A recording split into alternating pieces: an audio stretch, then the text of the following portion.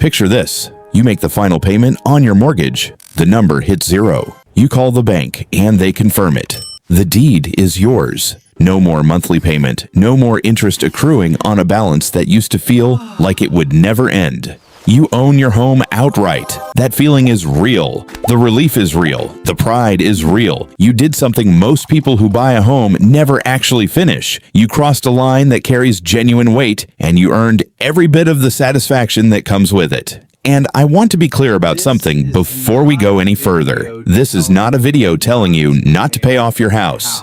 It is not a video designed to make you feel foolish for wanting to. The goal of owning your home outright is legitimate, powerful, and for the right person in the right situation, it is absolutely the correct financial move. But here is what nobody tells you. Paying off your house early solves an emotional problem with real financial consequences. And there are two specific things that almost every conversation about early mortgage payoff leaves out entirely. By the end of this video, you will understand both of them, and you will have a clear framework for deciding whether early payoff is actually the right move for your specific situation. If that sounds like a conversation worth having, hit subscribe. Let's get into it. The first thing nobody tells you is the opportunity cost. And I know opportunity cost sounds like something a finance professor says before putting you to sleep. But stick with me, because the numbers here are significant enough to change how you think about every extra dollar you send to your mortgage principal. Here is the math. The average 30-year fixed mortgage rate over the past decade has sat between 3% and 5% for most borrowers. Right now, rates are higher, but millions of homeowners locked in rates between 2.5% and 4% during 2020 and 2021. If you are one of those people, your mortgage is one of the cheapest forms of debt that has ever existed. You are borrowing money at 3% in a world where a diversified stock market index has returned roughly 7% to 10% annually over long historical periods.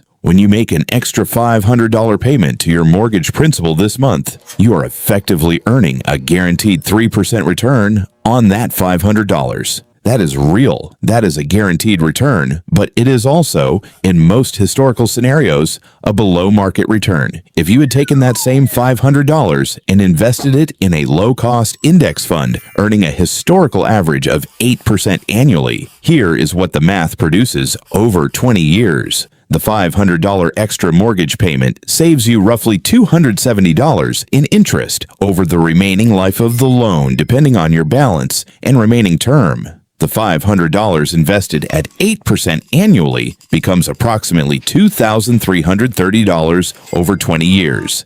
That is not a small difference.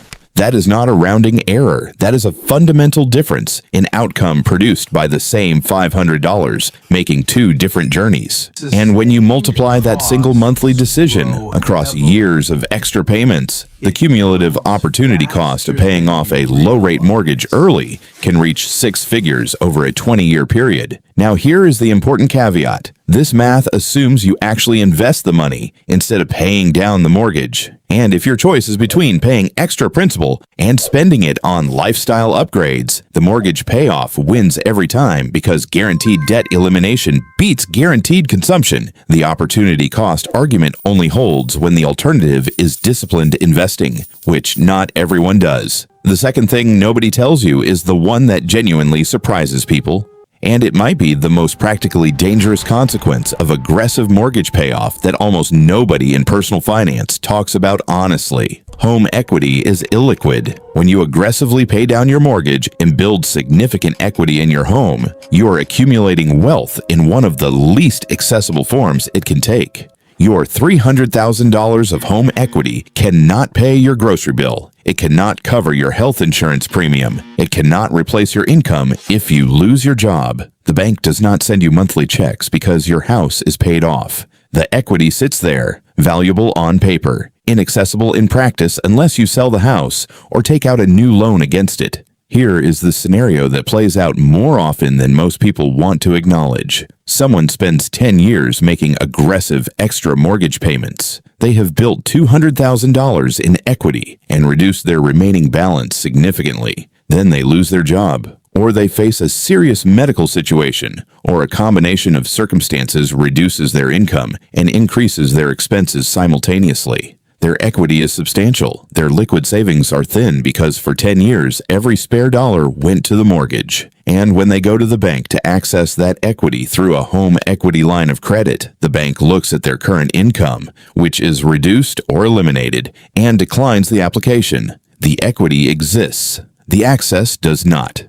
This is the liquidity trap. You can build maximum equity while simultaneously creating maximum financial vulnerability. The paid-off house is the most valuable and most illiquid asset most people own. And the aggressive payoff strategy that built the equity is exactly the strategy that depleted the liquid savings that would have protected them in the crisis. The cruel irony of the liquidity trap is that the people most likely to fall into it are the same people who are most financially responsible. They directed every available dollar toward debt elimination. They did exactly what felt like the right thing. And the consequence was a balance sheet that looked extraordinary on paper and failed them in practice at the worst possible moment. So when does early payoff actually make sense? Not as a blanket rule, as a situational answer that depends on 3 specific variables. First, your mortgage interest rate. If your rate is above 6%, the math shifts meaningfully. The spread between your guaranteed debt elimination return and your expected investment return narrows significantly. At 7% or 8%, paying down the mortgage starts to look like a reasonable guaranteed return that competes seriously with market expectations. At 3% or 4%, the spread is wide enough that the opportunity cost of early payoff is substantial. Second, your life stage. If you are within 10 years of retirement, eliminating your mortgage payment changes the monthly cash flow math in retirement significantly. A paid-off house reduces the income you need from your portfolio every month. That reduction in required portfolio withdrawal extends the longevity of your retirement assets. For someone approaching retirement, early payoff can be a genuinely powerful strategy, regardless of the rate comparison, because it reduces the income requirement in the phase of life